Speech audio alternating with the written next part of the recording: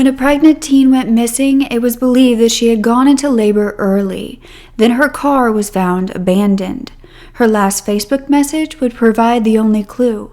She was headed to pick up baby clothes from another mom in the area that day. A mother whose newborn baby was currently in the hospital in critical condition.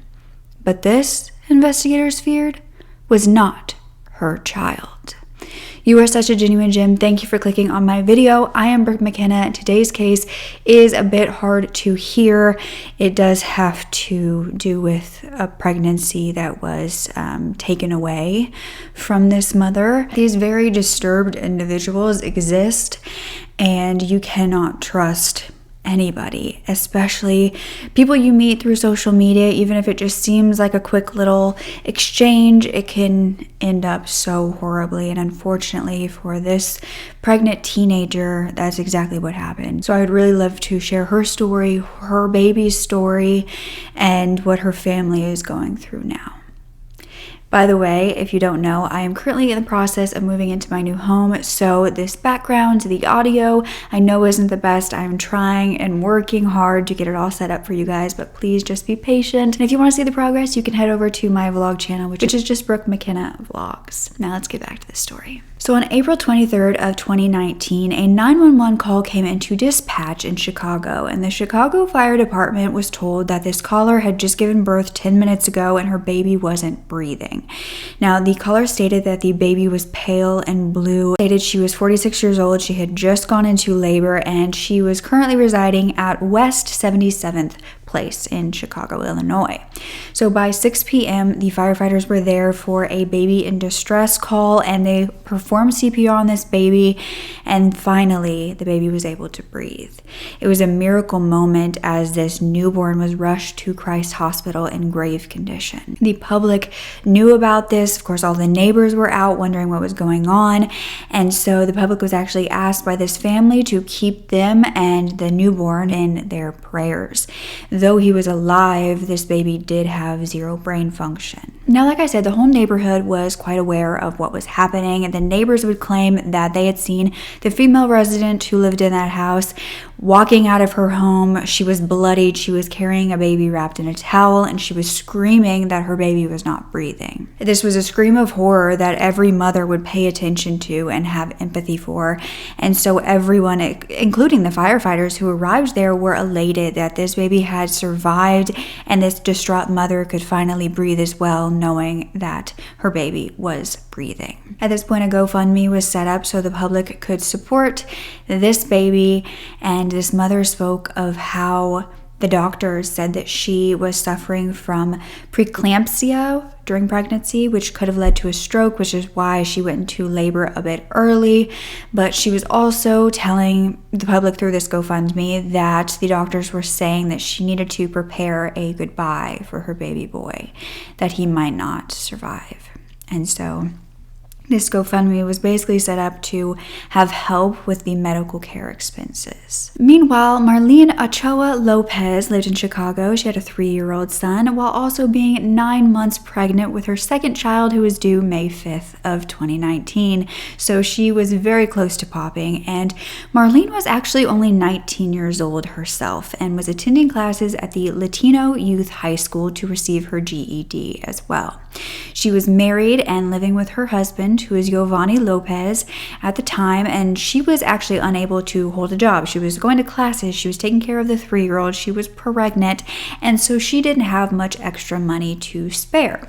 So on April 23rd, she had headed to class with a plan to run some errands afterwards, and then she would go and pick up her 3-year-old from daycare in the afternoon. However, her husband would be informed that Marlen never picked up their 3-year-old, and he couldn't get a hold of her that day. Then Marlen wouldn't return home that night. This is totally unlike her, and on April 24th, Marlen would be reported missing.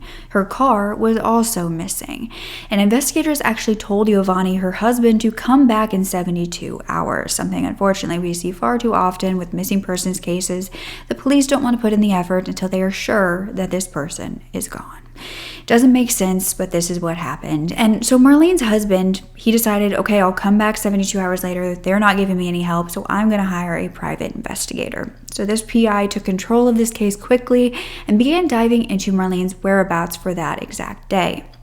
The local church also helped in spreading the news and handing out missing persons posters as well. It was believed that she was last seen leaving that high school in her black 2002 Honda Civic, and surveillance footage from the school showed her walking off campus alone at 3:06 p.m. She was on her phone. Everything appeared normal. She drove away. 2 days later, the family held a press conference pleading for her return, and Marlene's husband and the father of her children said that he was texting her that entire day, but the last time that she had texted him was around 3 p.m. She was saying that she was on the way to pick up their son, but then also that she was tired and that she couldn't drive anymore. Her family believed that she had actually been kidnapped, and they claimed that they had already gotten some ransom demands from Mexico, but they didn't believe that she was actually already in Mexico. But detectives, the police department, were not there at that press conference, and the public would soon find out why. After 3 weeks of searching, Marlene still had not been found, and after tips began pouring in, the police had no option but to search the Chicago Southwest Side home that was being referred to. So on Tuesday, May 14th, investigators arrived at West 77th Place around 5 p.m. They set up crime scene tape, widening the perimeter around the whole block of the home, and detectives were seen gathered in the backyard around a fire pit. During that time, there were 4 persons of interest, 2 women and 2 men, who were taken into custody for further questioning. However, neighbors were saying that one of the women who lived in the home suddenly had a newborn baby, and investigators were finding no evidence of a baby in that residence. Well, things began to unravel. Marlene's family were very vocal that the police had done nothing to get to this point, that it was the PI that had actually gone through Marlene's social media. PI was able to find on her Facebook that she had often been writing in a Facebook group called Help a Sister Out, and just a few days prior to her vanishing, she had posted needing a double stroller for her toddler and her newborn. She said she was jobless, she was short on cash, but she was willing to buy, to trade, or to simply accept a donation from any of the other mothers in the group. And another Facebook commenter commented back to Marlene saying that she had some new baby clothes and other unused items that Marlene could buy from her. This woman then asked Marlene to privately message her. And through these conversations between these 2 women on Facebook, the PI and then the police were able to gather that Marlene had previously bought baby items from this woman before. And the woman had told Marlene that her daughter had basically been given all these clothes and that they didn't need it. So if she was in need, she could come and get them. And they planned to meet at this woman's home on April 23rd, a home that she had already been to prior, already picked up things. So she had a sense of security and of feeling safe going to this woman's house, even alone, once again. PI then located Marlene's car, which was near this address of where she was supposed to pick up the clothes.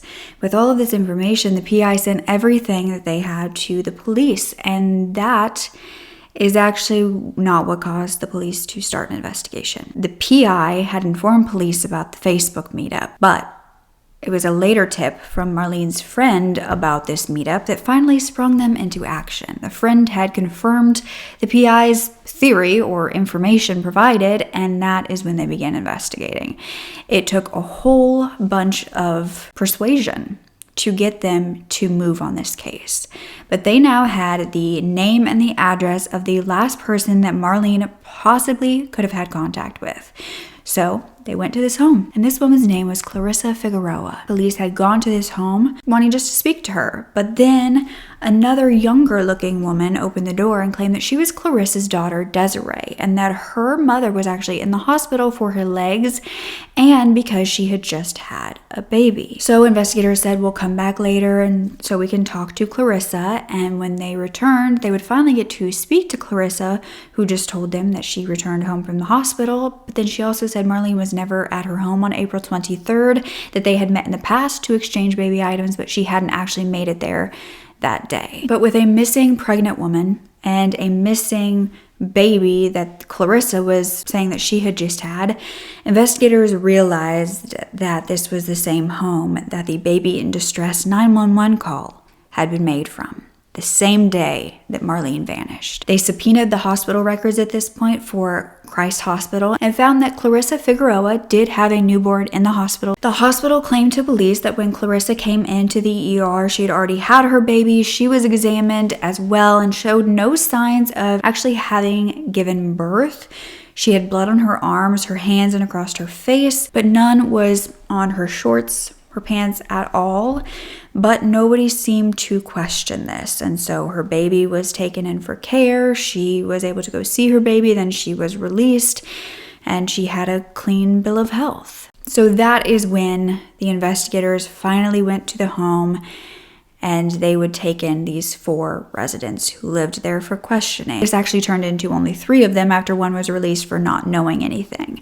But the 3 who were still in custody were named as 46-year-old Clarissa Figaroa, her daughter 24-year-old Desiree Figaroa, as well as Clarissa's boyfriend, who was a 40-year-old named Peter Boback. And when their names were released to the public that they were wanted, for questioning and that they were then arrested, an anonymous woman would call into the police saying that Clarissa Figaroa used to babysit for her. However, she said that Clarissa, a few months back, started being very weird, and that Clarissa kept telling this mom that she was babysitting for that she was getting really attached to this woman's baby that she was watching. But Clarissa said that she needed money and she was still babysitting because she was going to have her new baby in May. This was a timeline that matched her baby that was in the hospital.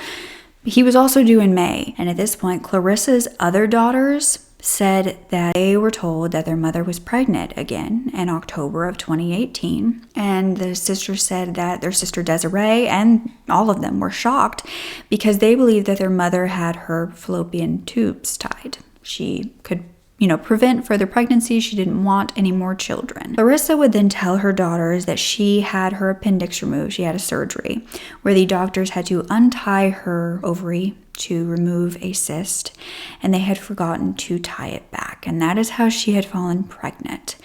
And so she was going to have this baby around May. However, neighbors would claim that Clarissa continued on drinking alcohol, smoking cigarettes, while claiming to them to be pregnant. Many thought she was just lying and wanted some attention. So in December of 2018, 2 months since she had told her daughters that she was pregnant, Clarissa posted an ultrasound photo on her Facebook page. This was of a healthy baby boy. 2 months after that, on February 15th, 2019, Clarissa posted on Facebook in this group called Help a Mother Out. There were a whole bunch of these little groups for mothers, especially in that same area.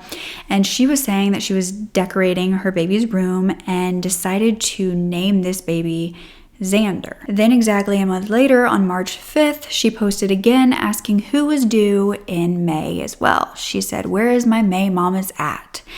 And this would be the first time that Clarissa would have contact with the missing pregnant woman. Marlen, who was also due in May, would have brief conversations with Clarissa. They were bonding over their pregnancies and similar due dates and the feelings that they were having, the symptoms. And this was around the end of March in 2019. So they made their first plans to meet up and exchange baby clothes, baby items at Clarissa's home on April 1st. Marlen had gone to Clarissa's home, gotten the baby items, returned home. Everything went well. So, of course, that next time on April 23rd, when she made plans to go again, she wasn't afraid. She wasn't fearful of what was to come. She had already met this woman, knew that she was legit and the items that she was selling, and was going to pick up the baby clothes and head out, though Marlen didn't know how close she'd come to death the first time. You see, when Clarissa's daughter Desiree was brought in for questioning, she would make a full confession to police. This was on camera, where she claimed that on April 1st, so 22 days prior to Marlen going missing, her mother, Clarissa, confided in her that she needed help. Clarissa needed help killing a pregnant woman and taking her baby. Then Desiree said that her mother had a pregnant woman over. She didn't know who this was, and she told Desiree that they had to kill her. but Desiree was refusing. This pregnant woman was then taken into the basement with Clarissa, Desiree, and then Desiree had her boyfriend over at this point. This woman simply wanted to pick up some baby clothes. She had no idea what they were planning, what she was surrounded by, and it might have gone much worse for her that day if it wasn't for Desiree's boyfriend, who ended up pulling Desiree away and asking why her mother Clarissa was acting so weird and was shaking uncontrollably. And that is when Desiree would tell her boyfriend of her mother's plan. Desiree's boyfriend told them both, if you kill this woman, I will go to the police. And so they let Marlen go that day, unharmed. And Desiree ended up telling her boyfriend it was all just an April Fool's joke. And while this wouldn't be the last time that Marlen was at that home, it would be the last time she would be allowed to leave. Clarissa would say when Marlen was back on April 23rd to pick up more baby clothes, she was sitting on the couch in the living room. She felt a little bit more comfortable. She was listening to music that they played for her, and Clarissa took Desiree into the kitchen to go over the plan. Desiree went back to the living room and started showing Marlen an album of photos. Now, these photos were pictures of a boy from baby to a grown adult around 20 years old, in his 20s, and Marlen wouldn't have known who this was, but this may have been her motive for murder. As Marlen was strangled from behind with a cable, she fought back, placing her fingers between the neck and the cable. And Clarissa looked at Desiree and said, "You're not doing your effing job," because Marlen was fighting back and she was winning. Desiree then admitted to peeling Marlen's fingers from the cable one by one. And after Clarissa tightened the cable around Marlen's neck, she got on top of her and continued to strangle her for the next 4 to 5 minutes because she had read that that was how long it took to kill someone. Desiree would say that during this time, Marlen would reach out toward Clarissa's dog, who was sitting next to them, would touch its nose. She then urinated on herself and passed away. Clarissa then told Desiree that Marlen was dead. She knew it because when someone urinates on themselves, that's the sign. Desiree was told to go get a blanket, a large plastic bag, and a butcher knife.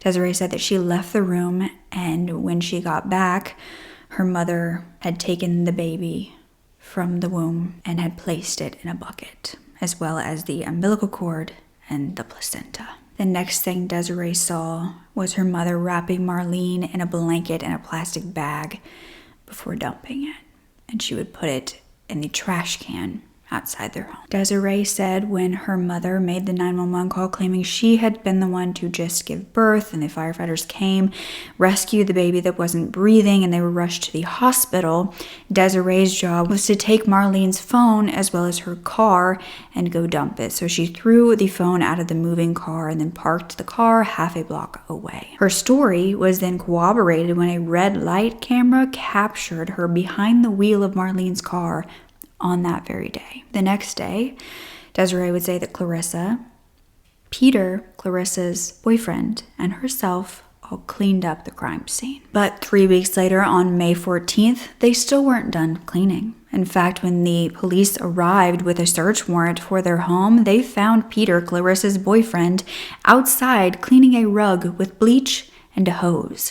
When he turned around and saw officers, he immediately dropped both and walked away. But they had a search warrant, so Peter and Clarissa had no choice but to let them in. They would find bleach and cleaning solutions. They found blood on multiple floors, such as the living room, the bathroom, and the hallway, and they would also find remains of burned clothes. On March 15th, human remains were found at this home. They were identified as Marlen Ochoa-Lopez. And even though her loved ones said she was pregnant, she no longer had a baby in her womb. She had a sliced open abdomen, and her placenta and the umbilical cord had been removed. Her medical examiner ruled her death as a homicide, with the cause of death being ligature strangulation with a cable cord that was found with her. No remains of the baby that was once in her womb was found around her. And her mother had to go in and identify her, saying, "I just want justice for my daughter, my only daughter." She was an angel, and God called her. So now Clarissa, Peter, and Desiree were looking at charges of murder. When they had found the remains of Marlen Ochoa-Lopez with her unborn baby cut out of her, investigators were certain that Clarissa's newborn in the hospital belonged to this murdered woman. The DNA was obtained from the baby and was tested against Clarissa, Peter, and Marlene's husband, Giovanni. Like expected, Giovanni Lopez was the father. Marlen was the mother, and she had been killed for her unborn baby. We just got out of a very long meeting with the hospital today, and I think it was a positive meeting, and we had certainly many questions answered medically, and I think that the medical questions were positive. As you know, the baby suffered asphyxia because of his mother being murdered, and so the baby lost oxygen to the brain. And yesterday, he was breathing on his own without a machine. So although it's still a long way to go for the baby is fighting and surviving. He's a very handsome baby who looks like his father, has a very full head of hair, and it was breathing on his own, and we're very, very excited about that. The last time I was here, he opened his eyes for his father, and that's a beautiful thing. We do believe there's questions that still need to be answered by the hospital that would be exception to HIPAA or would not be covered by HIPAA.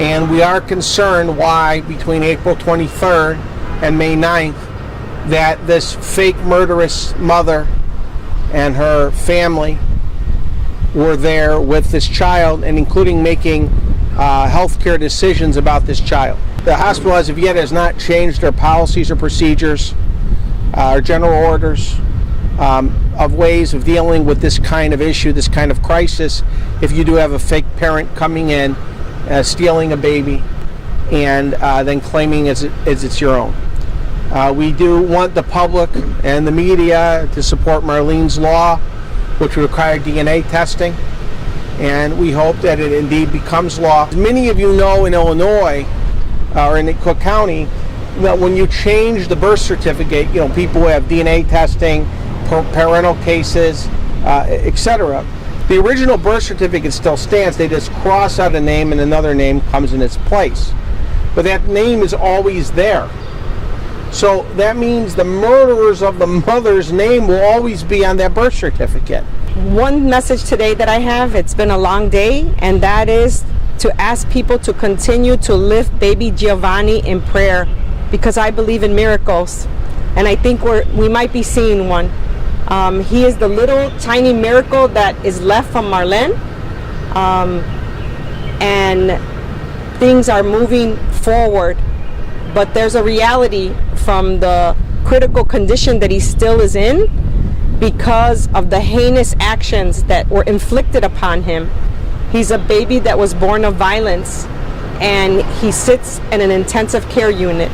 I want to thank all the people who have been praying for us. Pues gracias a sus oraciones, mi hijo ya tiene un poquito más de salud. Thank you for all the prayers for my son. It seems like he has a little better health. But who could do such a thing, and why? Well, Clarissa would end up creating a GoFundMe page after the DNA test confirmed that this newborn was not her child. And she was saying that she was adamant she was the mother. She would not give up this narrative because this scam she had created 9 months prior was what she was carrying instead of a real baby. It was discovered what might have been the breaking point for Clarissa a few years prior that led to this. You remember when her daughter had said that she had shown Marlen a photo book album of this boy who was a baby and then had grown up? Well, that was because those were photos of Clarissa's son, Desiree's brother, Xander. He had died of natural causes at 20 years old back in 2017, so only about 2 years or around 1 when she started saying she was pregnant. Xander was actually the same name that she used on her Facebook post saying that she had a new baby on the way and she wanted to set up a crib.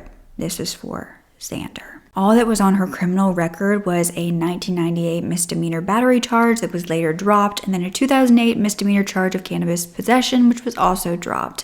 Clarissa had also been sued several times for failing to pay rent to her landlords, But that was really the extent of it. However, her boyfriend, Peter Boback, had been in jail many times over the years for battery, public indecency, theft, criminal damage to property. However, in 2016, 3 years before this murder, Peter was convicted of aggravated battery of a police officer. He was sentenced to 3 years but was paroled in 2018 in April, which meant that he was still on parole at the time of Marlene's murder. On May 16th of 2019, Clarissa and Desiree Figaroa were charged with murder. They were not granted bail for what was believed to be a brutal and heinous crime. State Attorney James Murphy said that these women planned this murder for weeks and carried out the crime in a cold, calculated, and premeditated manner. Peter Boback was then charged with concealment of a homicide, concealment of a death, and obstruction of justice. Clarissa's other daughters then spoke to CBS News about the horror of finding out what their mother and half-sister did. They are monsters. It's just too much already. It's just too much. My mom goes, "Do you want to see your baby brother?" One sister says she visited her mom 2 days later on April 26. I seen the baby and I touched the baby and I didn't think of anything about like it wasn't my brother because my mom said it was my brother. Both women say they grew up in an unstable home and were neglected by their mother. I was a teen mom at the age of 16. I lived on my own since then. They should have checked my mom. They should have made sure that the baby was her mom. Like, if they knew that her tooth were tied, why didn't you double check? Like, why didn't you check if that was her baby? I want to tell Marlene's family that I'm so sorry for everything that they're going through. Marlene's family, her husband and her 3-year-old and her parents asked the state attorney to not allow these monsters to go free, saying that their baby is now on life support and their mother and wife is deceased. Investigators and prosecutors believe that Peter Boback believed that he was actually the father of this newborn that was in the hospital and that he was conned by his girlfriend, Clarissa. However, he did help in covering up the crime scene. His charges were lessened to just obstruction of justice. This case just gets sadder because 2 months later, the baby who had been ripped from his mother's womb would pass away at the hospital. And the family claimed that the hospital made serious errors when it failed to call authorities even after the doctors questioned if Clarissa had even given birth. They believe the hospital was negligent. The truth is, it's very painful to lose your family, says the infant's father, Giovanni Lopez. To lose your wife and son is very painful. Baby Lopez spent 52 days in their intensive care unit with brain damage. He opened his eyes for the first time, but he did end up passing away. The Advocate Christ Hospital was then cleared of any wrongdoing in the baby's death by the Illinois Department of Public Health, and this completely enraged the family. It's garbage, and I tear it up because it's a piece of nothing. That's what I think of that report. They were negligent, and now they are re-victimizing this person and intentionally inflicting emotional distress on Giovanni Lopez. We will not rest. If there is no justice for this baby, there will be no peace. The murderers' names are on the birth certificate with a fake name of this child. Now, how could that happen? 4 months after this, so half a year in total since the murder, Desiree, Clarissa's daughter, would give birth to her own child in jail. She was pregnant while she allowed her mother to rip a baby out of the womb of another pregnant woman. In 2023, Peter Boback pled guilty to obstruction of justice, and he was sentenced to 4 years.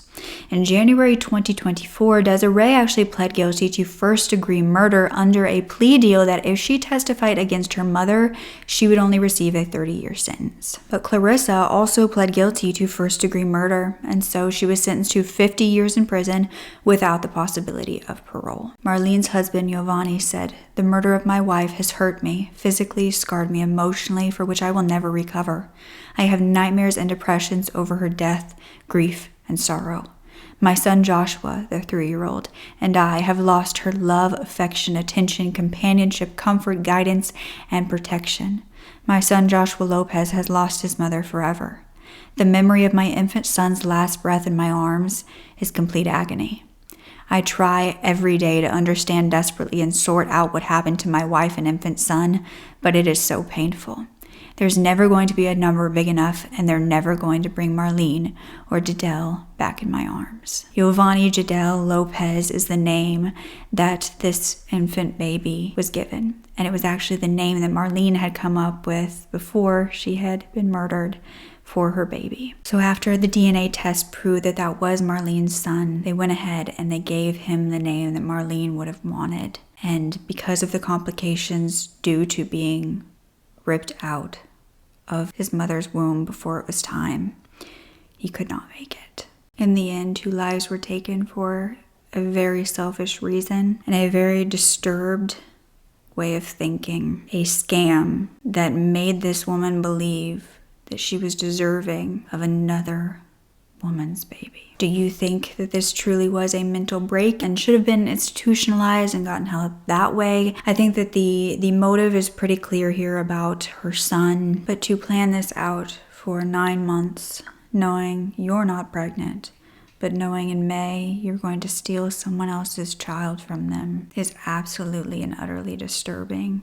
Marlen Ochoa-Lopez and her family, they deserve so much justice, and for some reason in this case, even though they were sentenced, it just doesn't seem like enough. And there are no words for what they did to this mother and her child. This was my fear, actually, in a case that we recently covered of this woman faking pregnancy to scam these doulas.